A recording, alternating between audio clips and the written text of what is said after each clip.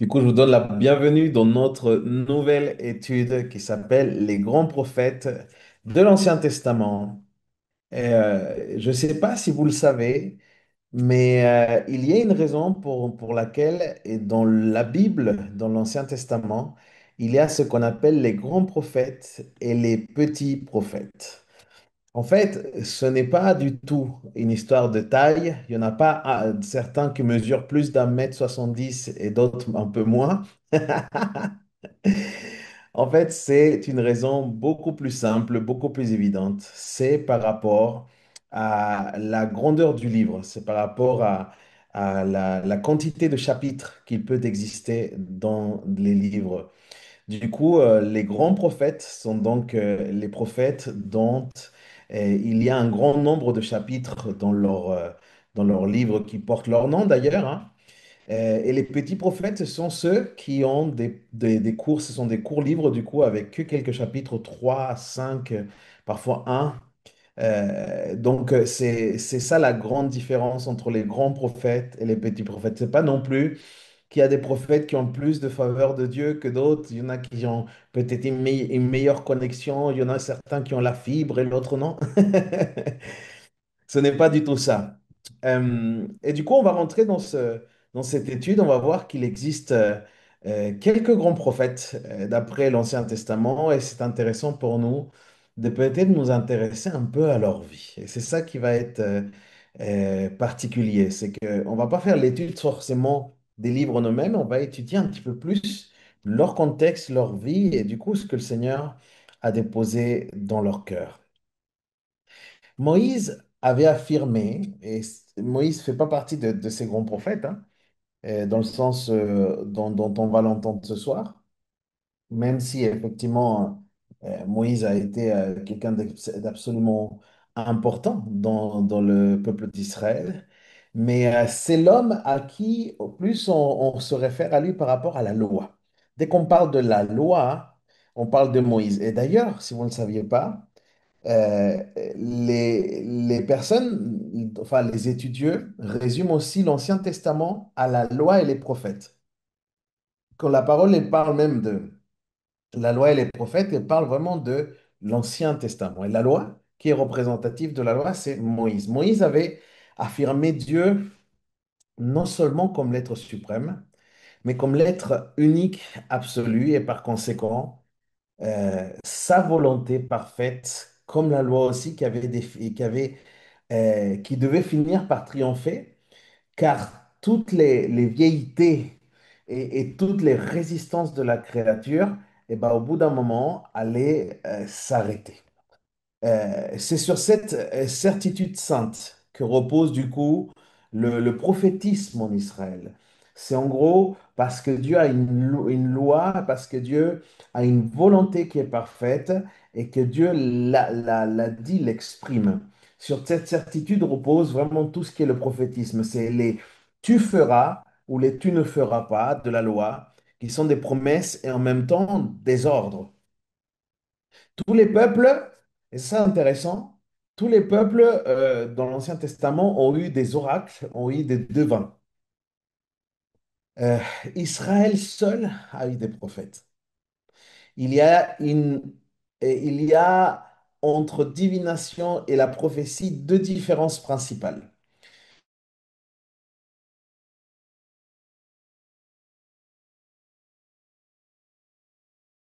Lance jusqu'au terme de l'histoire, jusqu'à la fin des jours, selon l'expression employée par les prophètes hébreux. Chaque prophète israélite la norme de la loi en main, apprécie et juge le présent à la lumière de la fin, c'est-à-dire de la parfaite et éternelle réalisation de la loi. Et par là, et par là même présente aussi la fin sous l'angle particulier qui convient au moment présent. C'est là le lien moral, c'est-à-dire la pensée commune qui fait de toutes les prophéties un seul faisceau. Les oracles païens ne sont qu'une série finalement de déclarations isolées les unes et des autres. Ils rassemblent des mots qui suivent, qui se suivent parfois sans relation logique, dans des colonnes d'un vocabulaire. Mais les prophéties israélites, les prophéties des prophètes que nous allons étudier, convergent toutes vers un terme unique, vers le triomphe de la sainte volonté de l'Éternel, et s'enchaînent et se complètent comme les termes d'une proposition commune. De cette première différence, on résulte la seconde. Voici la seconde. Les oracles n'ont trait qu'à des circonstances de la vie privée ou nationale. Qu'est-ce que je veux dire par là? La prophétie, si je peux dire israélite ce soir, la prophétie israélite révèle dès le premier mot une portée humanitaire. Ça parle de la postérité de la femme, par exemple. Cette expression, dans le sens du texte, désigne proprement l'humanité tout entière. Il dit la postérité de la femme écrasera la tête du serpent. Plus tard, sans doute, au moment de la vocation d'Abraham, l'horizon prophétique semble se resserrer, la prophétie se nationalise, pour ainsi dire, mais précisément, alors elle a soin d'affirmer de manière expressément la tendance universelle. Et c'est quoi la tendance? C'est ce qui va être dit, toutes les familles de la terre. Il y a quelque chose de vraiment pour l'humanité. Toutes les familles de la terre, Dieu a dit à Abraham, seront bénis en ta postérité. La postérité d'Abraham, dans le sens du texte, le peuple d'Israël, n'est que le moyen. Le but, ce sont toutes les familles de la terre. Et lorsque enfin la prophétie se referme dans une sphère un peu plus étroite encore et se concentre sur un seul individu, le personnage extraordinaire en qui se réaliseront toutes les promesses intérieures, c'est-à-dire le Messie, voici le langage que Dieu lui tient. Je t'ai donné pour héritage les extrémités de la terre. Je t'ai donné pour héritage une autre version qui dit les bouts, les bouts de la terre. Et Rome, par exemple, Rome n'a vu que dans les nations étrangères que la matière de ses triomphes. Mais Israël, dès le commencement, s'est connu lui-même comme l'agent du salut du monde, comme l'instrument du bonheur des peuples. Ce fait étrange mériterait de la part de la philosophie de l'histoire une attention plus sérieuse que celle qui lui est accordée jusqu'à présent. Autant plus que ce trait n'est pas isolé, il se rattache à un fait plus général. Tandis que tous les autres peuples marchent penchés vers la terre et préoccupés uniquement par les puissances et par leur prospérité temporelle, Israël, le peuple de Dieu, s'avance dans l'histoire, les mains étendues vers un bien à venir, distinctement contemplé, dont il fait hardiment le principe et le point d'appui de son existence. Les gentils ou les païens, les peuples du présent, c'est-à-dire les nations de la terre, selon l'expression de Jésus, Israël ne cesse, même au milieu de ces désastres, de se sentir le peuple de l'avenir. Et c'est la prophétie. C'est la prophétie qui a surtout contribué à entretenir chez le peuple israélite cette merveilleuse aspiration qu'aucune nation nationale n'a eu le pouvoir d'étouffer.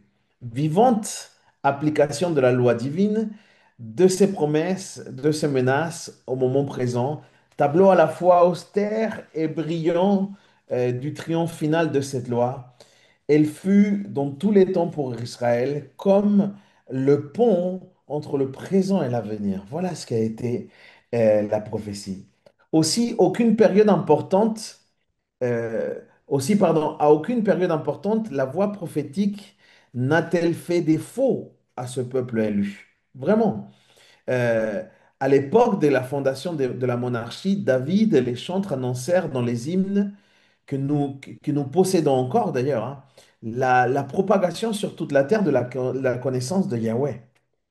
Un et deux siècles plus tard, au moment critique où le petit État d'Israël se trouvait en contact avec les colossales monarchies qui l'avoisinaient dans le sud et dans l'est, ce groupe de prophètes Joël, Amos, Michée et Ésaïe vont éclairer sa voie tout se met d'écueil en fait. Puisque en fait, c'était le peuple qui s'était vraiment détourné. Et là, les prophètes, ils vont parler, ils vont donner des messages très importants. Dieu sait que l'après, pardon, lorsque le royaume de Juda succombait sous les coups des conquérants chaldéens, et ben, Jérémie, Habakkuk et Sophonie, et ben, ils vont parler de cette effroyable aussi catastrophe. Durant la captivité, il y aura Ézéchiel et Daniel qui vont préparer la relève. Et lorsque s'accomplit du coup la restauration inespérée, Agé, Zacharie et Malachi, eh ben, et ils vont recourir, pardon, la mission de précéder à ce rétablissement. Ils parlent de ce qui va se passer avec finalement aussi la venue du Messie. Après Malachi, la chaîne prophétique se brise pour un temps. Et si vous pouvez voir, il y a ce qu'on appelle la période intertestamentaire. C'est 400 ans dans lesquels on dit que Dieu n'a pas parlé. Pendant les 4 siècles qui suivent, Israël se reconnaît lui-même destitué du souffle prophétique, du souffle prophétique. Mais la personne de Jean le Baptiste, après 400 ans, se renoue la chaîne mystérieuse et apparaît celui qui est à la fois le devenir des prophètes et plus même qu'un prophète. Puis, au moment décisif, arrive avec la venue de Jésus et de ses apôtres, l'esprit prophétique du coup se réitère en Israël et passe maintenant, pas simplement d'Israël, mais passe à un nouveau peuple de Dieu étendu. Et là, l'Église commence. Ce sont les 4 principaux d'entre ces hommes, qui sont des hommes quelque part aussi dans leur vie extraordinaire, hein, envoyés au peuple choisi. Et c'est ces 4 hommes qui vont aujourd'hui et ces prochaines semaines nous occuper.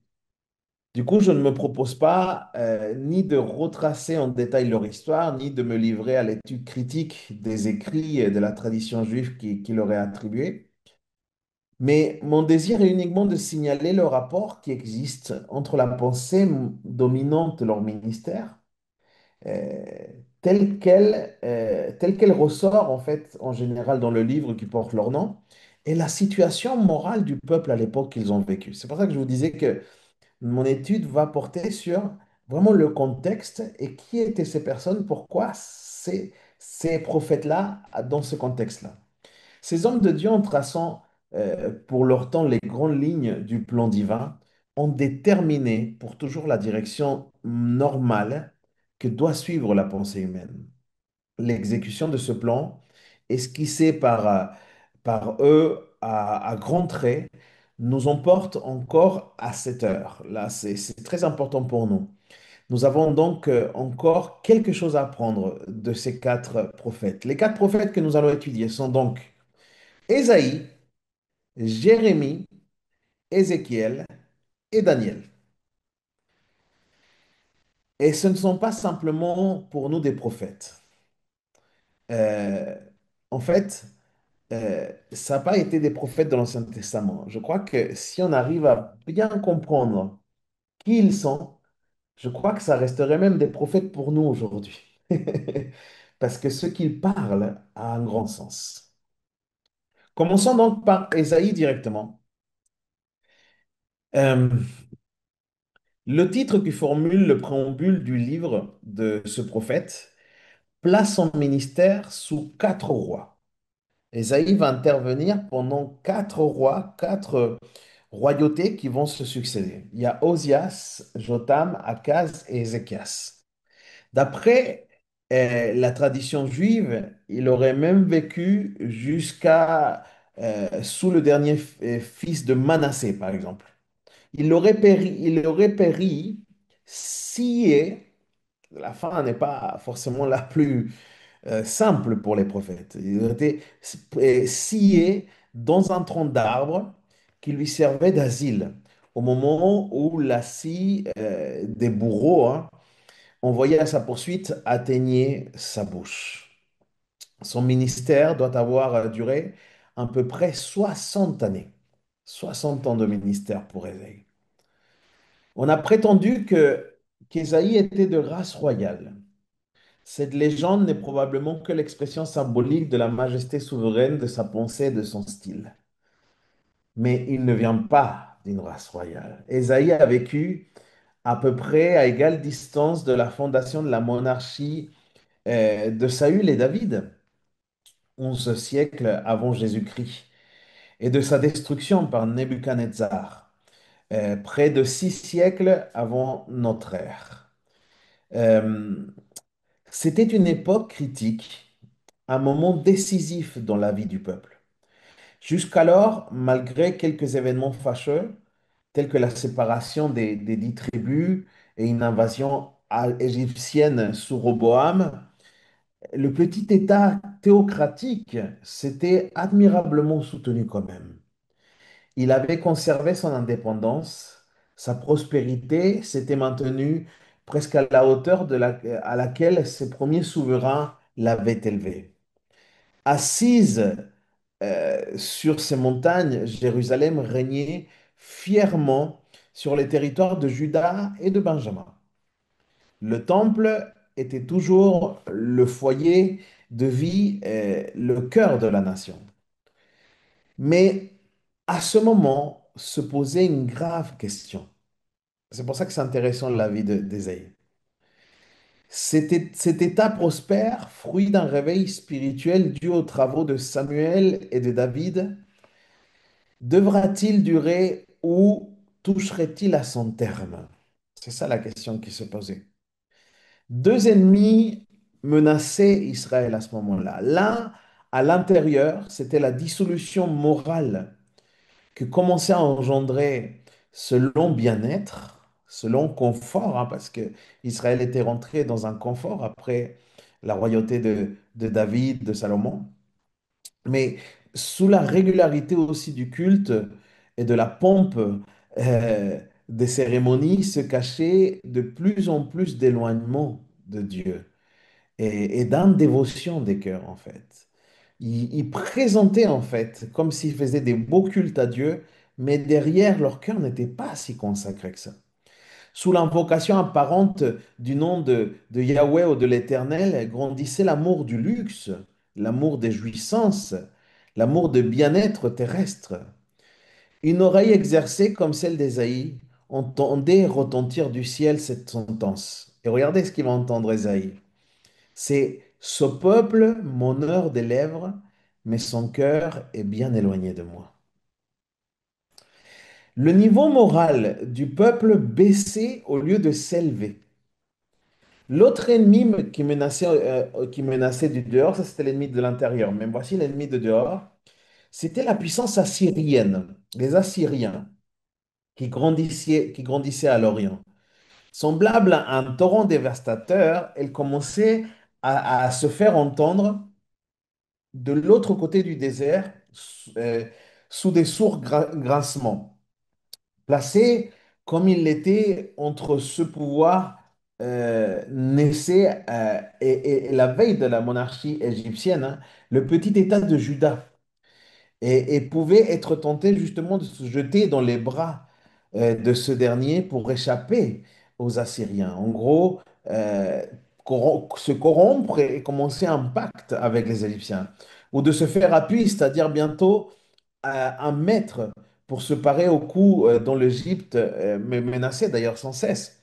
Deux politiques entre lesquelles la prudence humaine pouvait hésiter, mais que la foi en l'Éternel, chef et protecteur de la théocratie, condamnait également. La stricte neutralité entre ses puissants voisins était pour Judas tout à la fois une ligne de fidélité à Dieu et la plus sûre garantie aussi de son indépendance. Il ne fallait pas que Israël s'allie avec les peuples étrangers. Il y a dans la vie de chaque homme et de chaque peuple des heures tragiques, en petit nombre dans lesquelles leur avenir se décide pour un long temps. À l'époque donc d'Ésaïe, L'époque d'Ésaïe a été pour Israël la plus solennelle de ses heures. Une pente se creusait devant lui. Déjà même, il commençait à y glisser. C'était pour le peuple le moment de reprendre pied sur le plateau ou de s'abandonner à la force qui commençait à le dominer. Dans cette seconde alternative, nulle partie énergique à prendre, se laisser aller suffisait. Ne pas agir, c'est agir. Ne pas faire, c'est déjà se laisser faire quelque part. Dans la première, au contraire, il y avait pour Israël un acte réfléchi, volontaire, énergique pour accomplir un parti positif à prendre. Mais pour l'amener à cela, une puissante commotion morale était nécessaire. Travailler à l'opérer fut justement la mission d'Ésaïe. Les pouvoir faire un travail de cœur pour les amener à une victoire d'abord spirituelle, quelque part. Il nous a retracé lui-même, d'ailleurs, au chapitre 6 au chapitre 6 de ces prophéties, le tableau de de sa première rencontre avec l'Éternel, de la vision dans laquelle il reçut sa mission. C'est ce que j'ai pu parler dimanche dernier sur Adonai. Nous trouvons déjà pleinement révélé dans cet entretien entre l'Éternel et son prophète les trois grandes pensées qui ont alimenté le ministère d'Ésaïe pendant 60 années. La première, c'est que Dieu est saint. Dieu est saint. Ça veut dire que Israël, son peuple, doit être saint. Si Dieu est saint, son peuple doit être saint. La sainteté sera la norme immuable de son existence nationale. Saint, saint, saint. C'était ce que se disaient les séraphins quand ils étaient devant le trône de Dieu. Et le sanctuaire s'ébranle.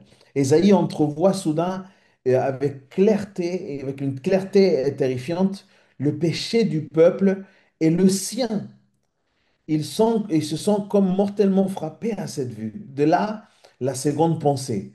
Le peuple est déjà trop avancé dans le péché pour pouvoir accepter sérieusement les appels au relèvement qui lui adressa le prophète de la part de Dieu. Il entendra bien, mais il ne comprendra point, on va dire.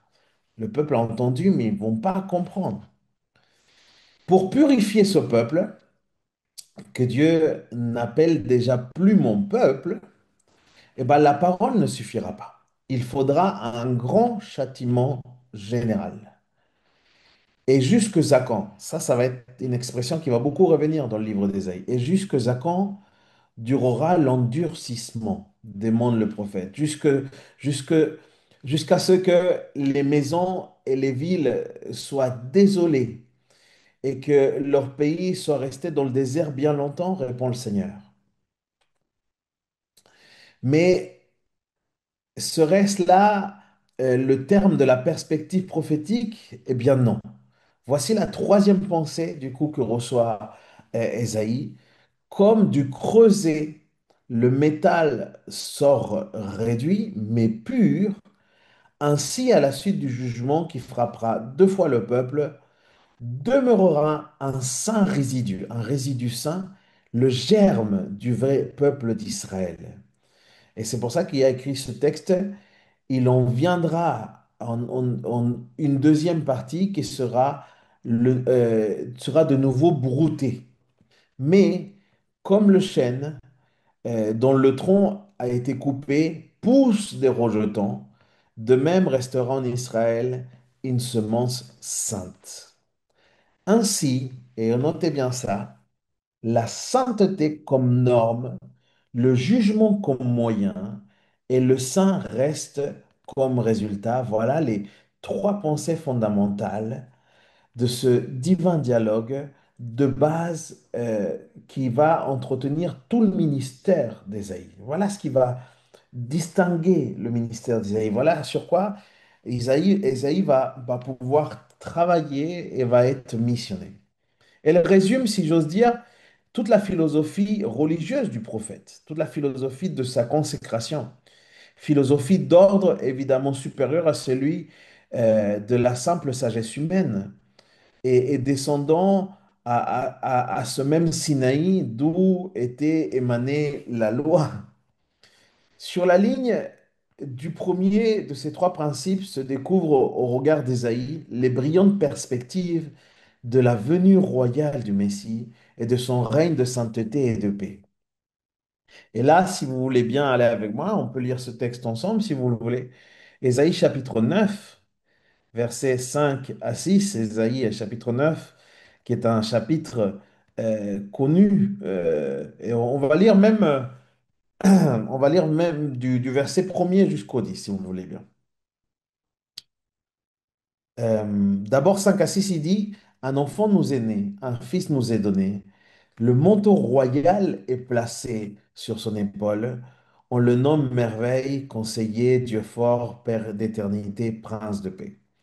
Et ensuite, si on va au verset 1, il dit, du rameau sorti du tronc d'Ésaïe, un surgeon pousse de ses racines.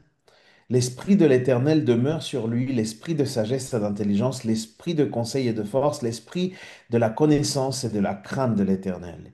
Il juge avec sagesse les petits, du souffle de ses lèvres, il fait périr le méchant. La justice de la ceinture de ses reins, la fidélité de la ceinture de ses flancs. Alors le loup gîte avec l'agneau et la panthère se couche près du chevreau. Le lionceau et le gros bétail gîtent ensemble.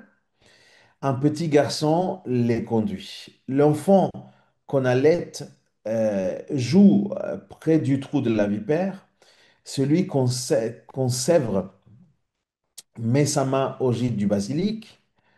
On ne fait plus de tort, pardon, on fait plus de tort sur ma sainte montagne. On ne fait plus, pardon, on ne fait plus de tort sur ma sainte montagne, pardon, car les connaissances de l'Éternel, remplit la terre, pardon, comme les eaux couvrent le fond de la mer. Et en ce moment-là, le rejeton d'Ésaïe s'étendra à tous les peuples et les nations mettent en lui son espérance. C'est le rejeton d'Isaïe, pardon. Et sa demeure glorieuse. Tout ça, vous le voyez dans Ésaïe chapitre 9, versets 1 à 10. De quoi ça parle? Ça parle de perspectives. Ces perspectives pourraient se réaliser directement pour le peuple de Juda, qui, sur la voie normale de la sanctification nationale, devrait vivre, en fait. Il devrait être dans ça.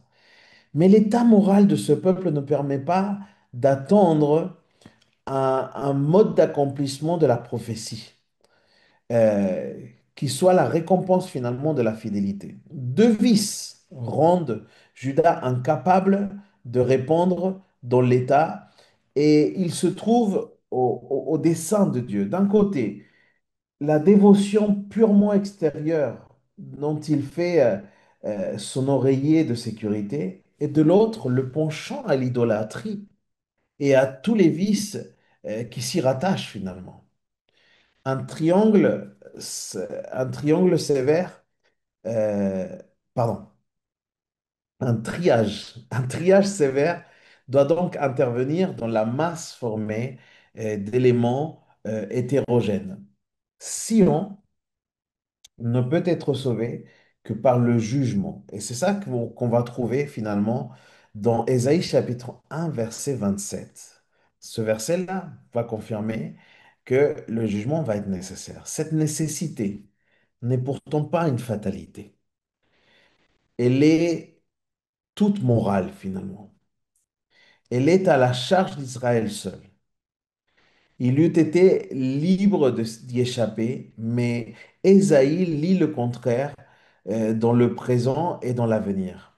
Il s'explique lui-même là-dessus dans un cas particulier qu'en s'adressant, pardon, à Ézéchias qui avait étalé avec complaisance ses trésors aux yeux des ambassadeurs des rois de Babylone, il lui dit, voici, les jours viennent en tout qui est dans dans ta maison ira à Babylone. Vous vous souvenez de cet épisode où tout va lui être volé? La folie d'Ézéchias n'est que l'échantillon de celle du peuple, bien que plus grossière encore finalement. Le décret de l'exil est le résultat finalement de l'égarement israélite et de sa sympathie pour l'idolâtrie de ses voisins. Mais à cette nécessité du châtiment, résultant du péché de l'homme, correspond aussi une autre nécessité, fruit de la pure et la libre grâce de Dieu. Vous est-il arrivé parfois, en une belle journée d'automne, de vous asseoir sur euh, sur une espèce de colline dans lequel il y a une pente comme ça et qui a une espèce de profondeur dans une plaine, quoi. Le fond de la surface immense qui s'étendrait à vos pieds et était tout couvert de ce froid, de ce froid brouillard d'ailleurs, qui comme des épées, et c'était comme une image particulière.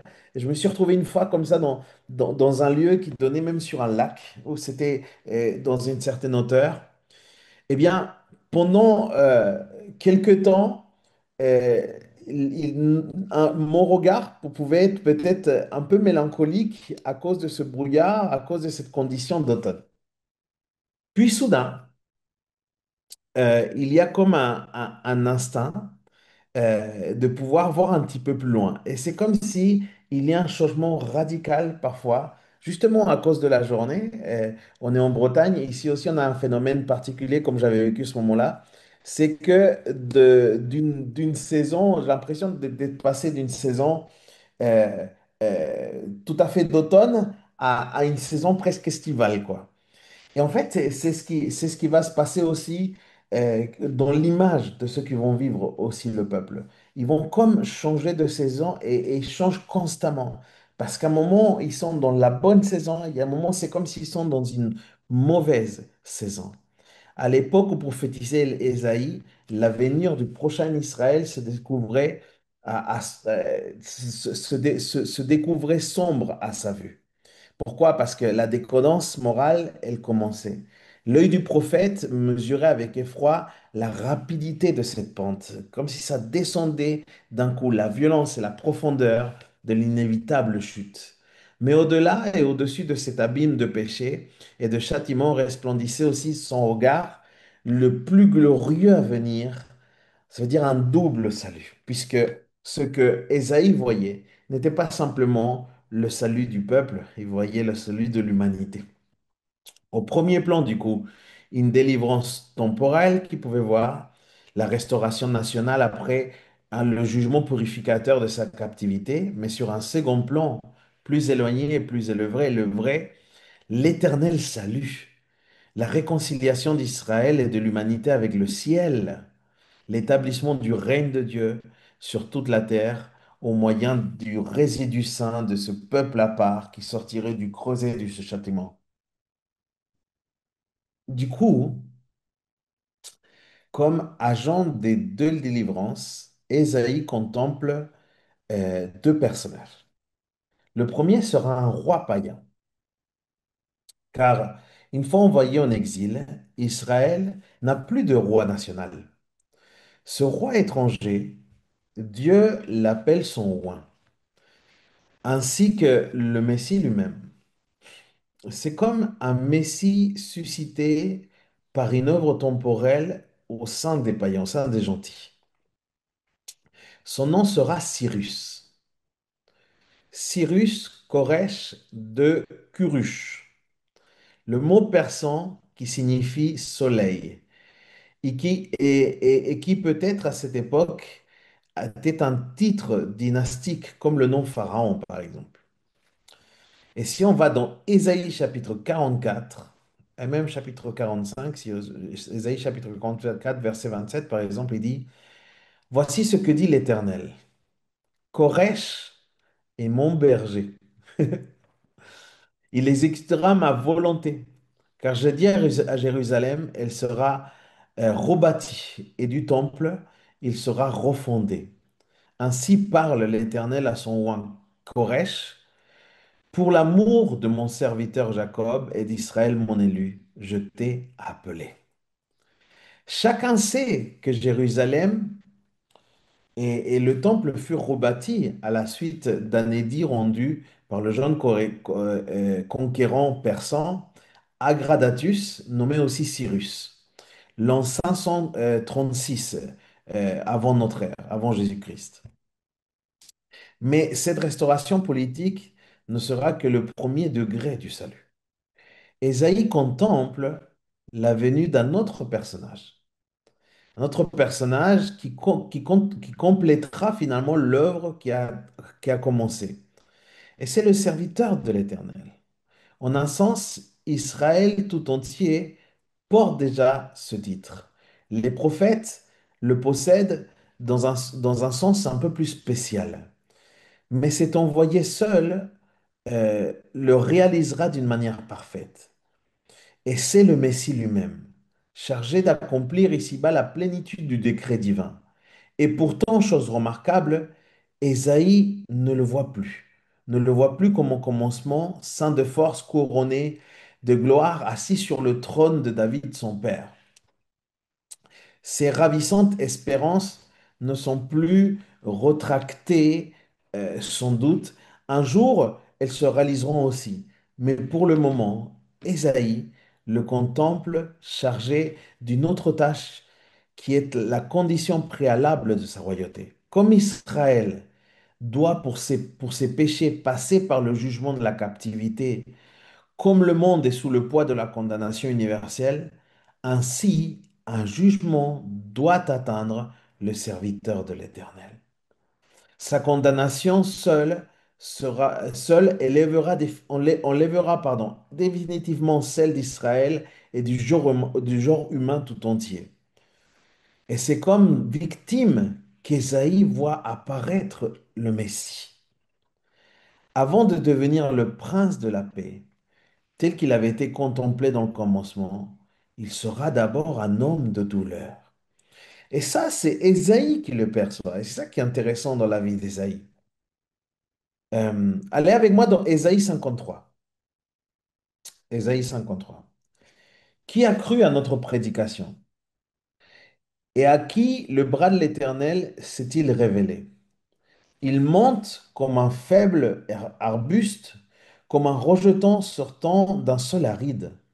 Il ne possède ni grâce ni beauté pour attirer les regards, ni éclat pour exciter nos désirs. Accablé d'opprobre, délaissé des hommes, hommes de douleur, familiarisés avec la souffrance, tous détournent de lui la face. Nous l'avons compté pour rien. C'est qu'il s'est chargé de nos souffrances et qu'il a pris sur lui nos maladies. Vous l'eussiez tenu pour un homme frappé de Dieu, touché de sa main. Mais ce sont nos crimes qui l'ont couvert de blessures, nos iniquités qui l'ont broyé. Le châtiment qui nous vaut le pardon a pesé sur lui, et ses meurtrissures sont notre guérison. Tous, nous étions comme un troupeau, chacun s'était égaré, et l'Éternel a fait venir sur lui l'iniquité de nous tous, écrasé, humilié. Il n'ouvre pas la bouche. Il se laisse mener, tout comme une brebis muette devant celui qui l'attend, et il n'ouvre pas la bouche. Mais dès qu'il a mis sa vie en oblation, il se voit une nombreuse prospérité. Il prolonge ses jours et l'œuvre de l'Éternel prospère de sa main. Il se rassasie du travail de son âme. Par sa connaissance, mon serviteur juste en justifie plusieurs, parce qu'il a voué son âme à la mort et qu'il a été mis au rang de malfaiteur et qu'il a pris sur lui les péchés de plusieurs et qu'il intercède pour les pécheurs. C'est très intéressant comme texte et nous comprenons que bien que on, on le nie bien, on est en train de nier quelque part certaines choses ici, mais nous ne concevons pas qu'en face de ce tableau tracé 7 siècles avant Jésus-Christ, on nie la réalité de l'aspiration prophétique. Qu'est-ce que je veux dire par là?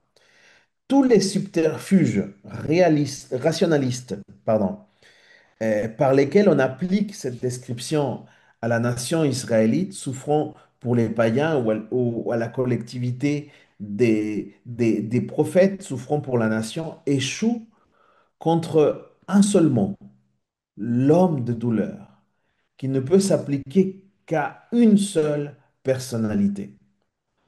Une seule personnalité auquel nous avons emprunté une partie. Il y a monsieur Renan, Renan, il s'appelle, qui est un théologien aussi. Il y a une traduction, c'est la traduction dont je vous ai parlé, parce qu'en fait, ce passage, euh, bien que,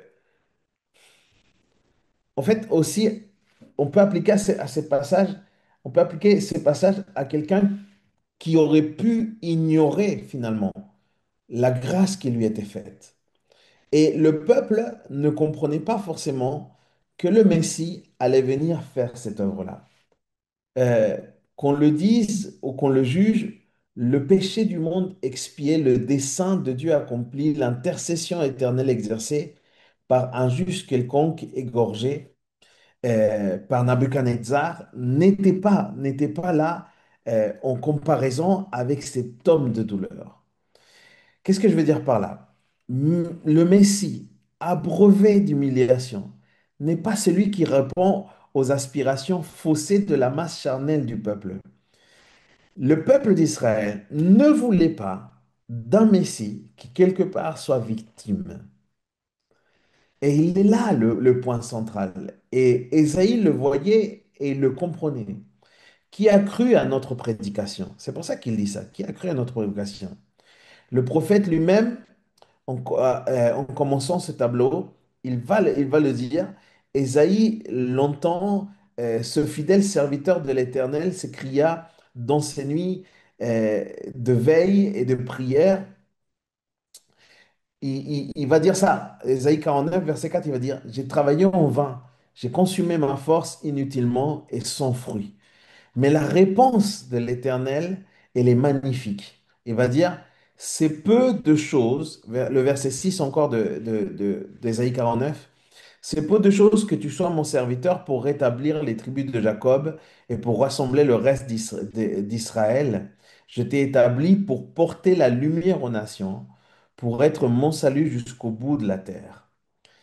Voilà quelques traits finalement, quelques traits de la manière dont Ésaïe développe et applique les trois grandes pensées dans lesquelles se résume sa prophétie. Ça veut dire la destination sainte imposée à Israël comme peuple de l'Éternel, le jugement saint continuellement suspendu sur sa tête, tant qu'il ne se conforme pas à la destination, et la loi de son existence, le résidu saint et impérissable qui se purifie qui se purifie du jugement au jugement, et au moyen duquel se réalisera l'état glorieux qui doit éclater finalement à la fin des jours. Ces institutions, les amis, et je finis avec ça ce soir, et leur application variée dans le livre du prophète, ne seraient-elles pas des émanations de la conscience juive ou des prévisions de la raison humaine? Eh bien, la déportation future du peuple à Babylone, sa restauration, fait sans exemple dans l'histoire l'apparition aussi du Messie couvert d'opprobre d'abord, puis dans cette voie couronnée aussi d'honneur, le rejet de ce Messie par Israël lui-même, ce peuple préparé à le recevoir, enfin l'établissement du règne de Dieu chez les païens, chez les gentils, par la foi en Christ dont Israël s'est détourné avec dédain. Serait-ce bien là des idées inspirées par l'esprit national ou des simples pressentiments naturels? Eh ben, on voit là que la prophétie que Dieu donne, elle dépasse toute logique, elle dépasse tout raisonnement humain. Quand le contrôle de l'histoire ne marquerait pas